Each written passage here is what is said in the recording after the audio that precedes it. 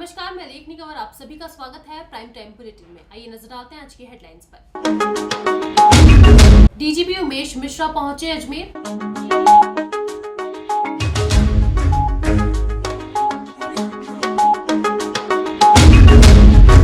राजस्थान समग्र कल्याण संस्था द्वारा ब्यूटी पार्लर शिविर का हुआ शुभारंभ।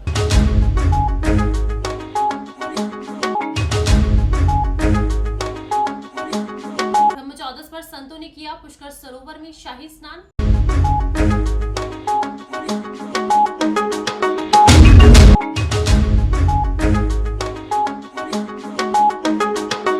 अजमेर के रेलवे हॉस्पिटल में हुआ हंगामा।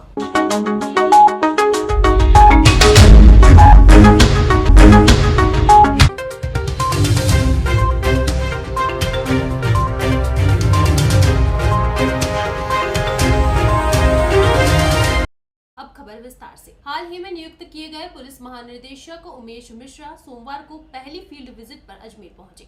इस दौरान वे सबसे पहले दरगाह पहुंचे और दरगाह जियारत करी, जिसके बाद उन्होंने पुलिस अफसरों की बैठक ली। डीजीपी उमेश मिश्रा आज पहली फील्ड विजिट पर अजमेर पहुंचे। इस दौरान डीजीपी ने ख्वाजा गरीब नवाज की दरगाह पर हाजिरी देकर ख्वाजा को फूल और मखमली चादर का नजराना पेश किया। साथ ही देश में अमन चैन की दुआ मांगी। इसी के साथ डीजीपी ने पुलिस अधिकारियों के साथ मीटिंग का भी आयोजन किया, जिसमें अपराधों की रोकथाम, साइबर क्राइम जैसे विषयों पर चर्चा की गई।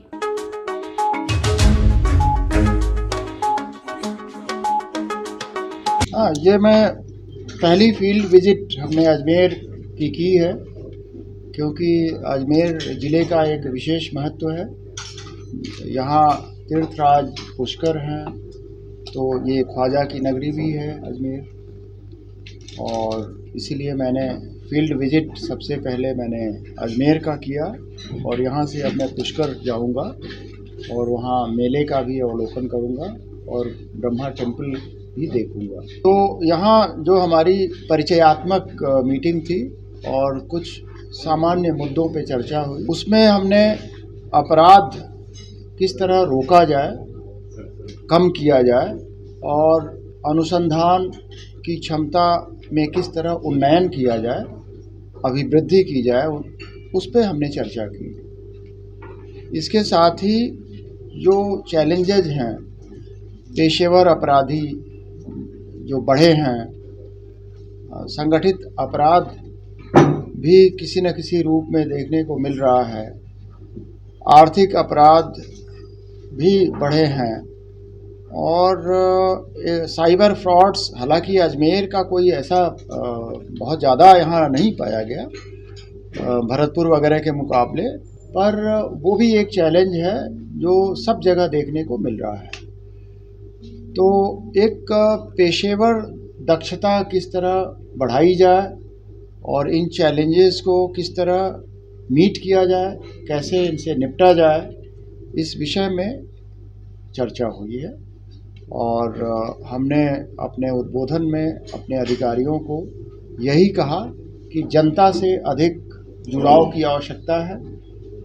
हमें एक समय निश्चित करने की आवश्यकता है जहां आराम से जनता के लोग मिल सकें, जो पीड़ित हैं। जनता से आशय जो कोई बात लेके थाने में जाना चाहते हैं, तो वो मिलें और बिना किसी भय के, बिना किसी डर के वो अपनी व्यथा बताएं और कानून की परिधि में जो भी संभव हो वो पुलिस कार्रवाई करे और उनका ट्रस्ट जीते। ये इसी मुद्दे पे बात हुई। नवाचार के लिए मैं नहीं करना चाहूँगा। जो परंपरागत हमारी पुलिसिंग है उसका कोई काट नहीं है। जैसे पुलिस दिखती है तो आदमी आश्वस्त हो जाता है, पुलिस है यहाँ, तो उसकी विजिबिलिटी कैसे बढ़ाई जाए। अब इसको आप नवाचार नहीं कह सकते। ये तो ब्रिटिश ज़माने से, मुग़लों के ज़माने से, मौर्यन पीरियड में भी ये होता था। तो ऐसा कुछ भी नहीं है जो पहले नहीं होता था, केवल उसका कुछ तकनीक है जिनका इस्तेमाल बढ़ गया है। कंप्यूटर का इस्तेमाल बढ़ गया है, स्मार्टफोन का इस्तेमाल बढ़ गया है, लेकिन जो उद्देश्य है कि अपराधियों में भय कैसे होगा, तो हमें उनकी पहचान करनी होगी, उनको अगर वो दिमाग में फितूर है तो उसको निकालना होगा। और ये कैसे निकलेगा? जो हमें कानून पावर देता है उसका यूज करते हुए उनको निरुद्ध करना है और आम जनता का विश्वास हमें जीतना है। तो इसके लिए ट्रेडिशनल पुलिसिंग पे ही हम बल देंगे और उसमें अगर कोई तकनीक है जो हमें सहायक सिद्ध होता है तो इन सबका सेकेंडरी रोल है। जो परंपरागत पुलिसिंग है पहले उसी को मजबूत करने की आवश्यकता है। ऐसा वो देखिए, इंटेलिजेंस तो हमेशा ही इनकम्प्लीट रहता है। इंटेलिजेंस का मतलब ही है जहां आपको निश्चयात्मकता नहीं है, तो इंटेलिजेंस कंप्लीट तो होता ही नहीं है बाय डेफिनेशन। तो इसलिए इंटेलिजेंस फेल्योर की बात तो मत करो। इंटेलिजेंस इज ऑलवेज इंडिकेटिव, ठीक है। अब जहाँ तक ये सूचना तंत्र को और प्रखर और प्रबल बनाने की बात है, तो उसमें मेरा मानना है कि जनता से जब जुड़ाव होगा तो सूचना भी आएगी। जनता सूचना से ही तो आती है। अगर हम जनता से कटे रहेंगे तो हमारे पास सूचना कौन देगा? तो इसलिए बेसिक चीज़ है कि हमारी एक्सेसिबिलिटी हो, हम उपलब्ध रहें। जनता यानी कि विक्टिम या कोई भी जो अपनी बात कहना चाहे वो अपनी बात थाने में आके कह सके। तो जब एक बार संपर्क बढ़ेगा तो सूचनाएं भी बढ़ेंगी। सर, इसको यूँ कहा जा सकता है कि हम ये नहीं कह सकते। मेन चीज़ है कि वो समस्याएं पहले से बढ़ी हैं। जैसे उदाहरण के लिए अजमेर का पॉपुलेशन मैं नहीं जानता, बाड़मेर में एसपी साहब आए थे तो उन्होंने कहा कि जब आप आईजी थे उससे अभी लगभग 3 गुना पॉपुलेशन हो गई है, पुलिस की संख्या 3 गुनी नहीं हुई है। तो आप समझ रहे हो ना। तो इस तरह बहुत सारी समस्याएं मैनीफोल्ड हैं, बढ़ी हैं। हमारा क्राइम रजिस्ट्रेशन पहले से बहुत बढ़ा है, तो रिसोर्सेज हमारे उस अनुरूप नहीं हैं। तो वो कहीं ना कहीं आपको दिखता है कि भाई यहाँ और होना चाहिए था, वो नहीं हो पाता है। तो क्या सर अपने रिसोर्सेज बढ़ाने के लिए कार्रवाई आपकी तरफ से कोई कदम उठाए जाएंगे? जरूर उठाए जाएंगे, लेकिन यह एक अनवरत प्रक्रिया है। मतलब अगर हम आज मांगेंगे तो आज ही नहीं मिलेगा, वो बाकायदा जाएगा, वो गवर्नमेंट उस पर विचार करेगी, फिर उस पर सैंक्शन निकलेगा, फिर उस पर भर्ती होगी। तो ये एक अनवरत प्रोसेस है। हमें तो अभी तो जो रिसोर्सेज हैं इन्हीं का किस तरह ऑप्टिमम यूज करें ये हमें देखना है और उसी संदर्भ में हम विचार विमर्श कर रहे हैं। सर, अभी कल एक अच्छा उदाहरण आया था। निश्चित रूप से सोशल मीडिया मॉनिटरिंग एक आवश्यक हमारी क्राइम फाइटिंग स्ट्रेटजी में एक आवश्यक एक अंग है और वो मेरे ख्याल से अजमेर क्या हर ज़िले में है। तो वो तो एक पार्ट है। लेकिन आप सोचो कि जो ट्विटर यूज़ नहीं करना चाहता है वो अपनी व्यथा न कह पाए तो कितने लोग हैं जो ट्विटर यूज़ करते हैं। तो इसलिए ये कहने में अच्छा लगता है कि ट्विटर पे आया और हमने निदान कर दिया। हमें तो गांव में, कस्बों में जो लोग बेचारे अशिक्षित हैं या कम पढ़े लिखे हैं, जिनकी हिम्मत नहीं होती कि वो अपनी खुल के बात कह सके, उनकी चिंता हमें ज़्यादा करनी है। ट्विटर वाले की भी चिंता करनी है। वो कोई पर्टिकुलर केस आप बता रहे हो तो वहाँ मैं प्रेस कॉन्फ्रेंस में उसके विषय में मैं नहीं चर्चा करूँगा। अलग से मैं पूछूंगा क्या मामला होगा। नहीं, हम तो अपराधी कहाँ से ला रहे हैं। साउथ इंडिया से ला रहे हैं, मध्य प्रदेश से ला रहे हैं, नेपाल से ला रहे हैं। तो अपराधी वो देखो, आवागमन के साधन जब इतने बढ़ गए हैं तो अपराधी तो वो कहीं का कहीं जा सकता है अपराध करके। मेन चीज़ है कि हमने अगर आइडेंटिफाई कर लिया तो हम उसको पकड़ के लाएंगे और इसमें कोई दिक्कत नहीं होती है। हमें सीआरपीसी पावर दे, उस पे भी कोई कमेंट हम बिना डेटा देखे नहीं कर सकते। लेकिन सामान्य रूप में अपराध पॉपुलेशन की ग्रोथ के साथ, अर्बनाइजेशन के साथ बढ़ता ही है। तो वो कोई बहुत चौंकने वाली बात नहीं है। अब जो बढ़ते हुए अपराध हैं उनको कैसे हम टैकल करते हैं। अपराध होता है तो मुलजिम कितने कम दिन में हम पकड़। अजमेर जिले में समारोह स्थल व वाहनों में कीमती सामान से भरा बैग चोरी करने वाला गिरोह सक्रिय है, जहां गिरोह ने एक बार फिर शहर में कुत्ताशाला के पास खड़ी जीप का टायर पंचर कर शातिर तरीके से टूल बॉक्स से 1,92,000 रुपए चोरी कर फरार हो गए, जिसके चलते पीड़ित ने गंज थाने में मामला दर्ज करवाया है। शादी ब्याह के माहौल में शहर में वाहनों के शीशे और टायर पंचर कर नकदी व कीमती सामान उड़ाने वाला गिरोह सक्रिय है। बता दें, ऐसा ही मामला गंज थाने क्षेत्र में सामने आया, जहां थाने के पीछे दूध की जीप में पंचर करके 1,92,000 रुपए नकद से भरा बैग चोरों ने चुरा लिया। जानकारी के अनुसार सुबह करीब 8 बजे गंज स्थित कुत्तासाला के पास खड़ी दूध व्यापारी नसीराबाद निवासी राजू गुर्जर व निम्बाराम गुर्जर की जीप के टायर में चोरों ने ब्लेड से पंचर कर दिया। टायर में हवा निकलते ही राजू और निम्बाराम और उसके अन्य साथी पंचर हुए टायर को बदलने के लिए उतरे। इस दौरान चोरों ने गाड़ी में रखे 1,92,000 रुपए से भरा बैग पार कर लिया, जिसके बाद इस घटना की सूचना परिवादियों ने गंज थाना पुलिस को दी। पुलिस ने सीसीटीवी फुटेज के आधार पर जांच शुरू कर दी है। तो राफी किशोर की गाड़ी के अंदर हाँ जैसे हवा बोले कि हवा निकल रही, हम पीछे जेक लगाने गए और 5 बंदा आया, एक तो उधर पहली साइड में खड़ा, एक आगे निकाल के ले गए। हम जैसे राड में नया टूल खुला था। अच्छा 1,93,000 1,93,000 दूध का काम करते हैं। सुबह 8:30 ये 10 मिनट बाद में 8:40 को लेके वो राफी नहीं आती जो घसोड़ दी, हैं? साइड में राफी आती है वो घसोड़ दी। हम 3 लोग थे, तीनों टायर, एक में पीछे से स्टेप में खोल रहा था, 2 टायर चेंज कर रहे थे। अच्छा जो 5 लोग थे पूरी नज़र रख रहे थे। जैसे अपन टायर में लगे तो तुरंत काट के ले गए। अजमेर में all India girls trekking camp का आयोजन किया जा रहा है, जिसके प्रथम चरण की ट्रैकिंग को सोमवार विधायक अनीता भदेल ने हरी झंडी दिखाकर रवाना किया। इस दौरान देश के विभिन्न राज्यों से कैंप में पहुंची छात्राओं ने हैप्पी वैली से ट्रैकिंग प्रारंभ करी। भारत माता की जय! भारत माता की जय! अजमेर में all India girls trekking camp का आयोजन किया जा रहा है, जिसके प्रथम चरण में ट्रैकिंग को सोमवार विधायक अनीता भदेल ने हरी झंडी दिखाकर रवाना किया। इस दौरान मीडिया प्रभारी लेफ्टिनेंट संत कुमार ने बताया कि देश के विभिन्न राज्यों में कायड़ विश्राम स्थली में all India girls trekking camp में पहुंची छात्राओं की प्रथम चरण की बैच की पहली ट्रैकिंग आज हैप्पी वैली से प्रारंभ हुई। इस मौके पर उद्घाटन समारोह में मुख्य अतिथि के रूप में अजमेर दक्षिण विधायक अनीता भदेल व विशिष्ट अतिथि दयानंद महाविद्यालय प्राचार्य डॉक्टर लक्ष्मीकांत रहे। इस अवसर पर प्रथम बैच में 250 छात्र के डेट ने भारत माता की जयकारों के साथ ट्रैकिंग की शुरुआत करी। वहीं इस बैच में जम्मू कश्मीर, पंजाब, हरियाणा, हिमाचल, चंडीगढ़ की छात्रा कैडेट्स शामिल थी।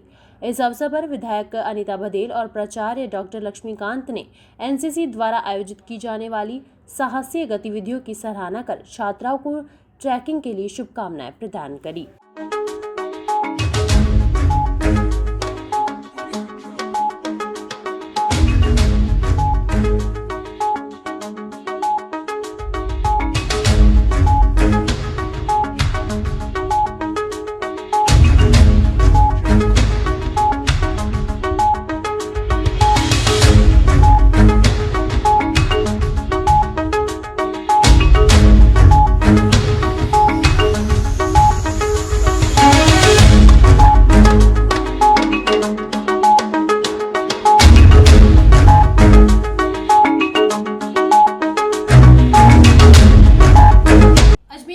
हॉस्पिटल में सोमवार सुबह जमकर हंगामा हुआ। बता दें, रेलवे से रिटायर्ड एक मरीज की मौत से गुस्साए परिजन व डॉक्टर में हाथापाई हो गई, जिसके बाद डॉक्टर्स कार्य बहिष्कार कर बाहर आ गए। इस दौरान मृतक के परिजनों ने अस्पताल प्रशासन पर इलाज में लापरवाही का आरोप लगाया है। अजमेर के रेलवे हॉस्पिटल में सोमवार सुबह जमकर हंगामा हुआ। बता दें, रेलवे से रिटायर्ड एक मरीज की मौत से गुस्साए परिजन व डॉक्टर्स में हाथापाई हो गई, जिसके बाद डॉक्टर्स कार्य बहिष्कार कर हॉस्पिटल से बाहर आ गए। हंगामे की सूचना पर रामगंज थाना पुलिस भी मौके पर पहुंची। इस दौरान मृतक के परिजनों ने डॉक्टर मुकेश बागड़ी पर इलाज में लापरवाही का आरोप लगाया है। फिलहाल दोनों पक्षों की ओर से एक दूसरे के खिलाफ पुलिस में रिपोर्ट दी गई है। इस मौके पर मृतक के बेटे यशवंत ने आरोप लगाते हुए कहा कि डॉक्टर्स को सरकार मोटी तनख्वाह देती है, फिर भी मरीज को इलाज मुहैया कराने के लिए लूट रहे हैं। डॉक्टर्स द्वारा इलाज में लापरवाही बरती गई है, जिससे उसके पापा की मौत हुई है। वहीं पुलिस मामले की जांच में जुटी हुई है।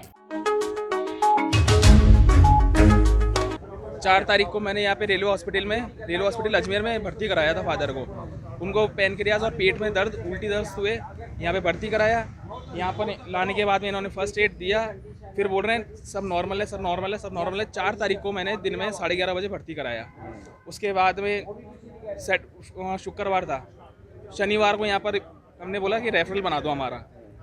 इन्होंने बोला कि आज तो शनिवार है, सारे अधिकारी सब गए छुट्टी पे और कल संडे है, तो आपको ना मंडे को ही अब रेफरल मिलेगा। हम बोल रहे हैं कि हमारे पेशेंट की सीरियस है कंडीशन, आप उनको ट्रीटमेंट तो दो अच्छा सा।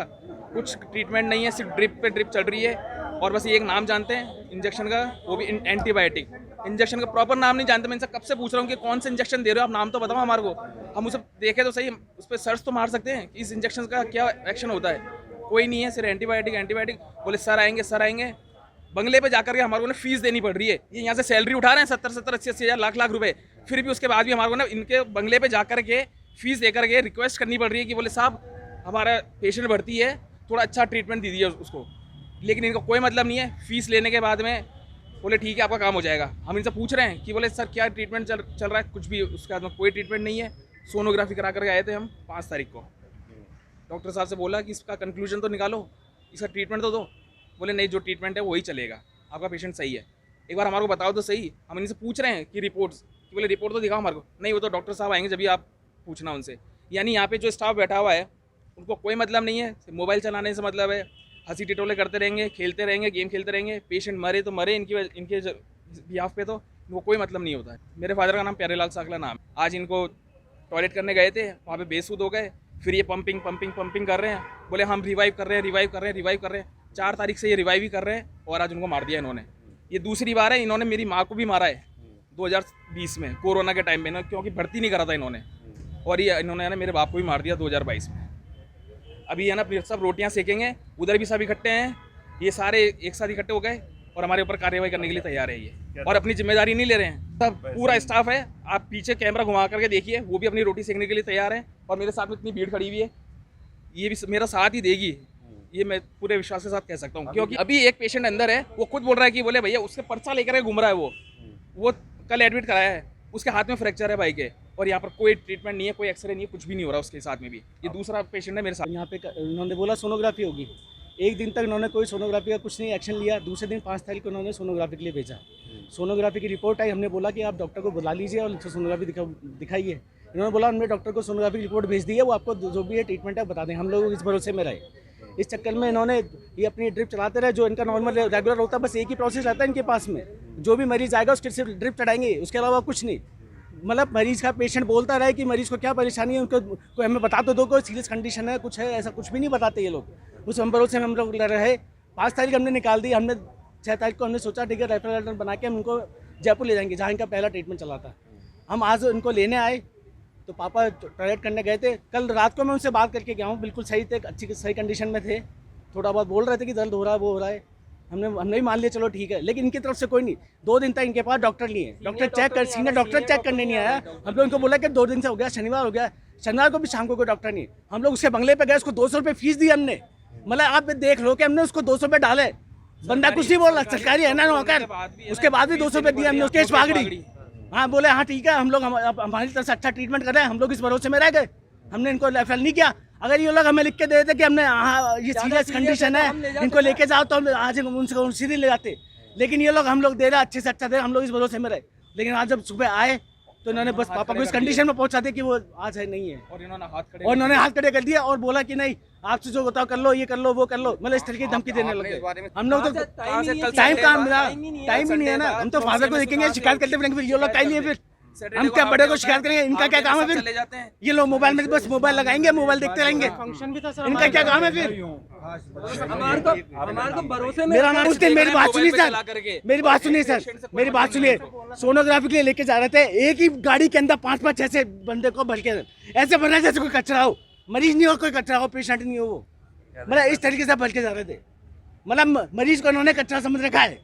अभी रेलवे हॉस्पिटल से फ़ोन गया थाने पे कि हॉस्पिटल के अंदर कोई झगड़ा हो रहा है, तो मैं ज़ाब्ते सहित मौके पे पहुंचा हूं, प्रिंसिपल से मिला हूं। कोई प्यारीलाल सांखला एडमिट थे 4 तारीख को यहाँ, उनकी अभी सुबह मृत्यु हुई है।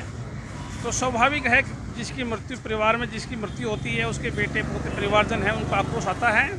तो डॉक्टरों से कोई कहासुनी हुई होगी, कोई कहासुनी हुई है। तो एक तरफ तो डॉक्टर्स हैं, दूसरी तरफ परिवारजन हैं। अभी इनकी वार्ता चल रही है। अभी सुबह 5:30-6 बजे के आसपास प्यारीलाल जी की मूर्ति परिवारजन बैठे हैं यहाँ, बातचीत कर रहे हैं। जो निष्कर्ष होगा देखेंगे, डॉक्टर रिपोर्ट देंगे तो इनके खिलाफ कार्रवाई करेंगे, ये देंगे तो उनके खिलाफ कार्रवाई करेंगे। डॉक्टरों के हड़ताल के बारे में मैं कोई समझ नहीं कर सकता हूँ, क्योंकि मेरी नॉलेज में मामला है नहीं। इकट्ठी भीड़ खड़ी है, डॉक्टर और हॉस्पिटल स्टाफ है। लेकिन बात करिए, मैंने इनकी बॉडी अभी अंदर रखी है, मैंने कहा बॉडी को परिवारजन को सुपुर्द करो, अब पर पोस्टमार्टम वगैरह सारा होगा, तो पोस्टमार्टम कहाँ होगा, आगे विधि सम्मत जो एप्लीकेशन मिलेगी उस पर कार्रवाई मैं भी करूँगा। और रेलवे के RPF अधिकारी आए हुए हैं, यहाँ रेलवे SHO वगैरह सब आए हैं। पुष्कर में आज सैकड़ों साधु संतों ने ब्रह्म चौदस के पवित्र अवसर पर पुष्कर सरोवर के सप्तऋषि घाट पर शाही स्नान कर पूजा अर्चना करी। इस दौरान कस्बे भर के विभिन्न मठ आश्रमों से शोभा यात्रा के माध्यम से संत पुष्कर सरोवर पहुंचे और 17वां शाही स्नान किया। संपूर्ण मानव जाति के कल्याण और देश में खुशहाली की मनोकामना लेकर सैकड़ों साधु संतों ने सोमवार को ब्रह्म चौदस के पवित्र अवसर पर पुष्कर सरोवर में शाही स्नान कर पूजा अर्चना करी। इस दौरान कस्बे भर के विभिन्न मठ आश्रमों से शोभा यात्रा के माध्यम से संत पुष्कर सरोवर के सप्तऋषि घाट पहुंचे, जहां साधु संतों ने पवित्र मौके पर ब्रह्म मुहूर्त में 17वां शाही स्नान किया, जिसके पश्चात श्रद्धालुओं ने संत महात्माओं का शॉल माला पहनाकर सम्मान किया। इस अवसर पर सभी ने सरोवर का जल हाथ में लेकर सेनाचार्य अंचलानंद महाराज के सानिध्य में पुष्कर को स्वच्छ बनाने, पर्यावरण बचाओ का संकल्प लिया, जिसके बाद संतों ने पवित्र सरोवर की परिक्रमा कर अपने आश्रम मठों की ओर रुख किया।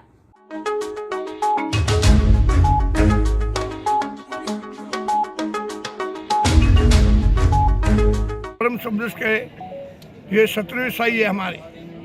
हम सही इसीलिए करें कि पुष्कर को साफ सुथरा रखे, नशे से मुक्त करें, नगर ना नहावे। हिंदू संस्कृति को कायम करने के लिए ये हमने यात्रा शुरू करी है। राम रम्या लेके महाराज जी वहाँ से रामधुन लेके चलते हैं और शाही स्नान में हम लोग ब्रह्म चौदस को आते हैं। हमारा संतों से सब भाव प्रेम है। ये कहना चाहते हैं कि संतों की युवा पीढ़ी को भटक रही है, नशे से दूर कराओ, पुष्कर में नहाओ, बुराई छोड़ाओ। और भक्तों को कहना चाहता हूँ, पुष्कर सरोवर है, इसमें गंदगी ना डाले, प्लास्टिक ना डाले, अन्न नहीं डाले, नगर नहीं नहावे। हमारी बहन बेटियाँ नहा रही है, 5 तीर्थ देवता का निवास करते हैं। ये पिकनिक प्लेस नहीं है, आस्था प्लेस है। इस आस्था से हम देखेंगे तब ये स्थान कायम रहेगा। हमारे तीर्थों पर अनेक स्थानों पर जो आस्था खत्म होती जा रही है युवा पीढ़ी से, क्यों होती जा रही है? कुछ ऐसे कर्म हो रहे हैं। उस कर्मों को हमें दूर करने के लिए आप और हमको आगे आना है, तभी युवा पीढ़ी श्रद्धावान होगी, आस्थावान होगी और उसको जगाना पड़ेगा। ये मेरा कहना है। सबसे बड़ी ब्रह्म चौदस का स्नान में ये 17वें शाही स्नान है। हमने शुरू करा जब से पुष्कर की पवित्रता आई, गंदगी मिटी और सब कुछ होता जा रहा है। जनता, ब्राह्मण, विद्वान सब देख रहे हैं। पुष्कर के पंडों को प्रणाम करके दान दक्षिणा दो। उनको ही हाथ जोड़ के कहता हूँ कि भाई लोगों, आप ही इसी मदद करो पुष्कर में। और हमारा कुल देवता है, हमारा ये तीर्थ धाम है, गंदगी ना होने दें। आप सबका सहयोग चाहिए। जी की पावन धरा पर एकादशी से पूर्णिमा तक जो आस्था की डुबकी का महास्नान, पंचतीर्थ स्नान चल रहा है, उसी में आज ब्रह्म चौदस के दिन सभी पुष्कर के संतों महंतों ने, देश से आए संतों महंतों ने आज यहाँ सप्तऋषि घाट पे शाही स्नान कर कर भगवान पुष्कर राज की पूजा अर्चना की है, ब्रह्मा जी की स्तुति की है और कामना की है कि पूरे विश्व में शांति और सद्भावना बनी रहे और सब में प्रेम और खुशहाली रहे। आज इसी संदेश के साथ आज सभी संतों ने अपने आश्रमों से आके और यहाँ पुष्कर सरोवर में स्नान किया है। और ये सभी संत महात्मा सुबह राम धुने के साथ अपने आश्रमों से आते हैं और पुष्कर राज की स्नान करके और यहाँ से पुष्कर राज की परिक्रमा लगाते हैं और सभी श्रद्धालुओं को आशीर्वाद देते हुए अपने अपने गंतव्य आश्रमों को जाते हैं। आज प्रेमदास जी राम रमैया आश्रम जी के नेतृत्व में आज ये शाही स्नान यहाँ ब्रह्म सरोवर पर सप्तऋषि घाट पर आयोजित किया गया। इसके लिए हम सभी मंगल कामना करते हैं। संतों महंतों का माल्यार्पण करके और शॉल उड़ा के आज हमारी संस्था की ओर से भी श्री ब्रह्मा गायत्री तीर्थ विकास संस्थान की ओर से और हमारे साथ दिलीप बाबू उनकी ओर से और पंडित कैलाशनाथ जी ज्योतिषाचार्य, हम सब ने मिलकर आज उनका सबका साधु संतों का मान सम्मान से जो अपने 5-10 दिन जो है ये परिक्रमा राम राम रखी जुनी कराई भगवान के नाम से और चलता रहा और आज संपूर्ण होने जा रहा था। इसलिए आज पुष्कर सही स्नान हो गया। संत महात्मा आए हुए आश्रम में ठहरे हुए हैं। सब संतों की व्यवस्था हो रही है अच्छी तरह से और रामधुनी भगवान के जो है पुष्कर तीर्थ के चारों ओर घूमते हुए परिक्रमा करते हुए ये अपने अन्य से चल रहा राम जी राम हो गया भगवान की कृपा से। तो अपना अपनी मर्जी वाला खोटी कौन है? हमेशा आप संतों के साथ आते थे सर? आप कौन अपना अपना भावना है। अपने लोग अपने समय पर आते हैं, वो अपने समय पर नहीं निकले तो हम क्या करें? और कोई आश्रमधारी कोई आता नहीं, बताओ कौन सा आश्रमधारी आया? उदासीन की निर्मला कोई आता क्या? कोई नहीं आता, सब ऐसे ही है। अब मैं मेरी इच्छा से चलता हूँ, मेरी इच्छा से परिक्रमा करता हूँ। राजस्थान समग्र कल्याण संस्था अजमेर की ओर से आज कुंदरनगर क्षेत्र के सामुदायिक केंद्र में बालिकाओं के लिए ब्यूटी पार्लर प्रशिक्षण शिविर का उद्घाटन समारोह आयोजित किया गया।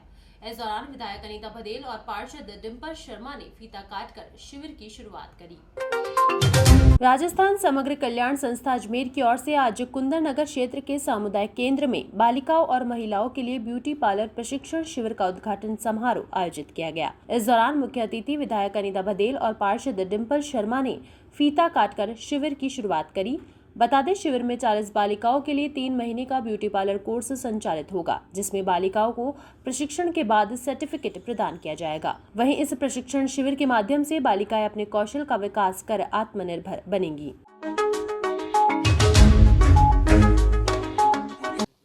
यहाँ कुंदननगर में हमारी पार्षद डिम्पल शर्मा जी के नेतृत्व में समग्र कल्याण संस्थान द्वारा एक निःशुल्क ब्यूटी पार्लर प्रशिक्षण शिविर का आयोजन किया जा रहा है। यह प्रशिक्षण शिविर लगातार 3 महीनों तक इसकी अवधि रहेगी और पर डे 5 घंटे का प्रशिक्षण रहेगा, जिसमें 1.5 घंटे थ्योरेटिकल क्लासेस लगेंगी और 3.5 घंटे प्रैक्टिकल के रूप में क्लासेस का आयोजन किया जाएगा। समग्र कल्याण संस्था ने उन सब बेटियों का चयन किया है जो इसको सीख करके इसको प्रोफेशन के रूप में अपनाना चाहती हैं और प्रोफेशन के रूप में अपना करके अपनी रोजी रोटी का साधन बनाना चाहती हैं। हर किसी युवा पीढ़ी के हाथ में यदि हुनर होगा तो उसे रोजगार के लिए इधर उधर भटकने की आवश्यकता नहीं पड़ेगी। और आज जैसा हम देख रहे हैं कि ये कल्चर जो है, जो कभी पुराने ज़माने में हमारे यहाँ कहते थे कि घर घर नाई जा कर के और वो काम करते थे, वो अब सैलून के रूप में परिवर्तित हो गए और उस सैलून में पुरुष सैलून और महिला सैलून 2 अलग अलग प्रकार की कैटेगरीज बनी है। तो निश्चित रूप से ये एक बहुत बड़ा सर्विस प्रोवाइडर सेक्टर बना है और इस सेक्टर में अभी प्रशिक्षित लोगों की आवश्यकता है, क्योंकि जो बड़े बड़े सैलून चला रहे हैं उन लोगों को भी ऐसे बच्चियों की आवश्यकता है जो उनकी ट्रेनिंग के पार्ट को पूरा कर सकते हैं, जो वहाँ जॉब करके अपने कस्टमर को सेवाएं दे सकते हैं। तो इस तरह से मुझे लगता है कि ये बेटियां यहाँ से प्रशिक्षित होकर के इनके हाथ में न केवल हुनर आएगा बल्कि ये अपने परिवार की रोजी रोटी का साधन भी इसको बनाएगी और अपने पैरों पर खड़ी होंगी। तो एक बहुत बड़ा काम समग्र कल्याण संस्थान और हमारी पार्षद डिम्पल शर्मा जी द्वारा यहाँ से शुरू किया। आज कुंदननगर वार्ड 60 में राजस्थान समग्र विकास संस्था की ओर से ब्यूटी पार्लर का 3 महीने का कोर्स का शुभारंभ आज किया गया, जिसमें मुख्य अतिथि के रूप में अनीता बघेल जी पधारी थी। और ये प्रशिक्षण 3 महीने का तो है, साथ ही बच्चियों को आत्मनिर्भर बनाने के लिए जो मोदी जी का सपना है, उसके तहत हमारा ये उद्देश्य है कि हर महिला, पुरुष तो आत्मनिर्भर बन ही रहे हैं लेकिन हर महिला भी आत्मनिर्भर बने। एक समय था जब ये था कि थोड़ा है, थोड़े में ही हर महिला को सब्र करना है, लेकिन अब ज़माना बदल गया है। हर महिला चाहती है कि थोड़ा नहीं, हमें और भी ज़रूरत है, कि आज की ज़रूरतें ऐसी हैं कि हम पुरुष पर डिपेंडेंट नहीं रह सकती। इस नाते मोदी जी का सपने को पूरा करने, उनको साकार करने के लिए हमने आज ये शुभारंभ किया है, जिसमें मैं जो ये संस्था है महिलाओं की उत्थान के लिए, उसके विकास के लिए जो ये संस्था है उसको मैं धन्यवाद देती हूँ, जिसने ये 3 महीने का प्रशिक्षण प्रारंभ किया। इसमें हम पूरा सहयोग करेंगे। मैं वार्ड 60 की पार्षद ये वचन देती हूँ कि हम हर महिला को आगे बढ़ाने के लिए, उसको आत्मनिर्भर बनाने के लिए हमेशा तत्पर रहेंगे, जिसमें मेरा हमेशा। हिमाचल प्रदेश में आगामी आने वाले चुनाव को लेकर बीजेपी, कांग्रेस सहित कई पार्टियां मैदान में उतर चुकी है। इसी के चलते आज कांग्रेस की ओर से सचिन पायलट ने हिमाचल में कांग्रेस प्रत्याशी संजय रतन के समर्थन में रैली में भाग लिया। हिमाचल प्रदेश में आगामी आने वाले चुनाव को लेकर बीजेपी, कांग्रेस सहित कई पार्टियां मैदान में उतर चुकी है। इसी के चलते कांग्रेस की ओर से सचिन पायलट हिमाचल में विधानसभा क्षेत्र ज्वालामुखी पहुंचे, जहां हिमाचल में कांग्रेस प्रत्याशी संजय रत्न के समर्थन में रैली में उन्होंने भाग लिया। इसी के साथ उन्होंने कांग्रेस की ओर से आयोजित चुनावी रैली को संबोधित भी किया।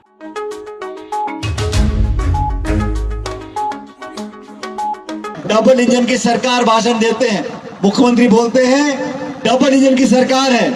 तो मैंने कहा भाई बाकी का तो पता नहीं, लेकिन जो एक इंजन हिमाचल वाला है वो 12 तारीख को सीज हो जाएगा, अगले इंजन का 24 में देखेंगे। तो इन सब लोगों को सबक सिखाने के लिए आप सबसे करबद्ध निवेदन है कि मैं और राजा जी बहुत दूर से आए और क्षमा चाहता हूं कि बहुत जल्दी आपके बीच से जा रहे हैं, लेकिन आप संजय जी को जिता दो कि जब विधायक बन जाएंगे, सरकार में भागीदारी होगी, फिर आप हम दोनों को दोबारा बुलाना, फिर चटनी रोटी बैठ के खाएंगे आपके साथ यहाँ पर। लेकिन आप जाने से पहले क्योंकि भाषण हमारे कई साथी दे नहीं पाए, आप सब ताली बजा रहे हो, लेकिन मेरे मन में चैन तब पड़ेगा। आपने देखा जिस घमंड से, इस भ्रष्टाचार से 5 साल का समय निकला है, उसका बदला लेने का समय 12 नवंबर को होगा। आज राजा जी और मैं आप दोनों से निवेदन, हम दोनों आपसे निवेदन करने आए हैं, खासकर नौजवान साथियों से। भारतीय जनता पार्टी ने नौजवानों के भविष्य के साथ खिलवाड़ किया है। भारत की फौज में भर्ती का जो नया प्रक्रिया चालू की है अग्निवीर के माध्यम से, ये बहुत हानिकारक होगा। लोगों के भविष्य को अंधकार में धकेलने का काम किया है। हमारी माताएं बहनें मौजूद हैं, गृहिणियों का पूरा बजट बिगाड़ दिया, महंगाई आसमान छू रही है, उद्योग बंद हो गए, अर्थव्यवस्था चौपट हो गई, समाज में टकराव पैदा हो गया, नोटबंदी कर दी, पेट्रोल डीजल 100 रुपए का हो गया, देसी घी से महंगा पेट्रोल बिक रहा है, 1100 का सिलेंडर हो गया। और जवाब मांगो तो हिंदू मुसलमान मंदिर मस्जिद, इनको 2 बातें आती हैं। अब मैं आपसे निवेदन करना चाहता हूँ, संजय जी ने क्षेत्र में सच्ची तपस्या और मन से काम किया है, और आप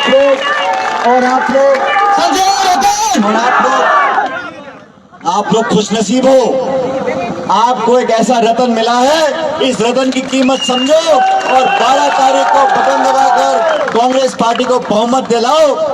हिमाचल प्रदेश में सरकार कांग्रेस की बनने जा रही है, सरकार बने उसमें आपकी भागीदारी हो, ये सुनिश्चित करने के लिए हमें किसी के लालच में नहीं आना, किसी के बहकावे में नहीं आना। अजमेर के रेलवे हॉस्पिटल में सोमवार को हुए हंगामे के कारण हॉस्पिटल स्टाफ हड़ताल पर उतर गया, जिसके चलते हॉस्पिटल में अव्यवस्थाओं का आलम पसरा हुआ है।